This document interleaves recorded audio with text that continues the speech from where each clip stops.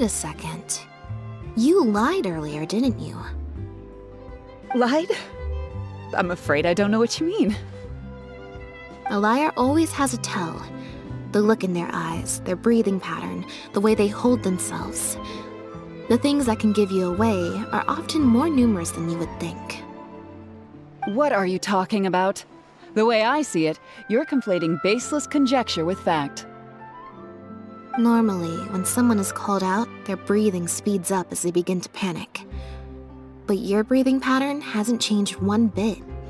In fact, it's been strangely calm and measured this entire time. It stands to reason, then, that your agitated behavior earlier was all an act. If you're a bad guy, I'm sure you'll take off running the first chance you get. If you're a good guy, the most likely explanation is that you're a member of the Guards, or some similar organization. And you're basing this off of? Intuition. Nothing more. Intuition. Well, I have to hand it to you, Lynette. You're right. I'm a member of the Guards. The name's Elodie. I'm currently investigating a cross-border smuggling case. This cat here, Bonnie was her name? Well, her owner is one of the prime suspects of our investigation. A couple of days ago, our suspect got wind that we were on his tail and fled. That's most likely how he got separated from the cat. I just so happened to stumble upon your notice in the Steambird, so I decided to see if he'd come back for her. But it looks like I overestimated him. The impact of this case has been huge. The Marechaussee Phantom, the Guards, and the Special Patrol have all launched investigations. If there was even the slightest chance that he would show himself, I had to follow up on the lead. A new kind of illegal drug, imitation synth. We confiscated all the synth on the market, but addiction isn't something that goes away overnight. Even without substances on the market, people are still looking for a way to get their next fix. And criminals are all too eager to capitalize on that addiction. That was the impetus for imitation synth. Needless to say, a small-scale market opened up very quickly. After the original synth debacle, we put several measures into place to prevent similar incidents from occurring. The perpetrators got smart, though, and shifted their sales overseas before those measures could kick in. That's when the imitation synth smuggling began. We only recently got word of the presence of imitation synth overseas. We managed to track down evidence of some early transactions. What we were able to find out, however, hasn't proven that useful given the amount of time that has passed. The Marechaussee Phantom launched an investigation to track down every person in Fontaine capable of producing a drug like that. That's how we learned about Bonnie's owner. He's a researcher at the Fontaine Research Institute. His name is Pierre. Pierre Lafayette, to be exact. Lafayette.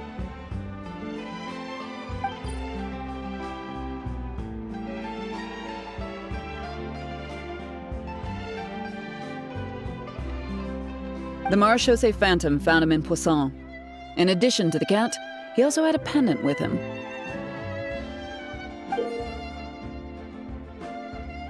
At first, there wasn't much cause for suspicion. A search of his house didn't reveal much to go off of either. The Marechaussee Phantom very nearly left it at that. It was only later that we realized the coat of arms on his pendant belonged to none other than the Lafayette family, one of the most infamous aristocratic families in Fontaine. Obviously, this discovery prompted a further investigation into Pierre. At that point, however, we discovered that he'd already fled. Now the Guards and the Special Patrol are all searching for him. That's not possible, actually. The Lafayette family has been gone for a long time. Exactly. Many years ago, several important members of the family, including the patriarch, were murdered by an assassin of unknown origin. From that point on, family's power and influence took quite the hit. The family is engaged in all manner of crimes. As you can imagine, there's no shortage of people waiting in the wings to take their revenge. And with the family severely weakened, they were able to do just that. Most of the remaining family members succumbed to sickness or hunger. The ones that survived are currently living out their days under a new identity. Pierre is one of those very survivors. He's been hiding away in the Fontaine Research Institute all these years. His true identity unbeknownst to all. Until now, that is. Well, my fellow guards have told me all about how smart and courageous you both are. And I know you possess a strong sense of justice. There could be a chance that Pierre, or one of his accomplices, might attempt to get close to Bonnie. Now that you've been briefed on the situation, I was hoping you'd help us keep a lookout.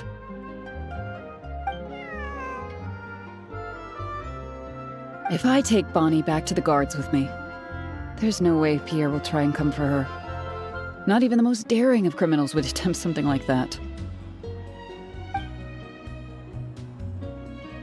I have to admit, I'm not holding out too much hope that Pierre will come back for her. But if there's even the slightest chance, then it's worth a shot. Well, I've got some other leads to follow up on. If Pierre does appear, please contact me right away.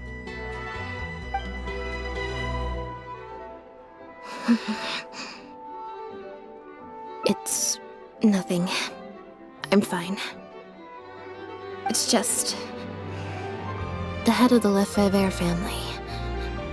He was the eminent person who kidnapped me all those years ago. It was at a dinner party. Someone tricked me into boarding the Lefebvre family carriage. Whoever it was, they took me back to their home. But before anything worse could happen, Father intervened. Yep. Father was the one who orchestrated the fall of the Lefebvre family. That's what led Lenny and I to join the House of the Hearth. After all these years, I never thought I'd hear the Lefebvre name again. Don't worry about me. I wasn't feeling sorry for myself. I was just thinking about Lenny.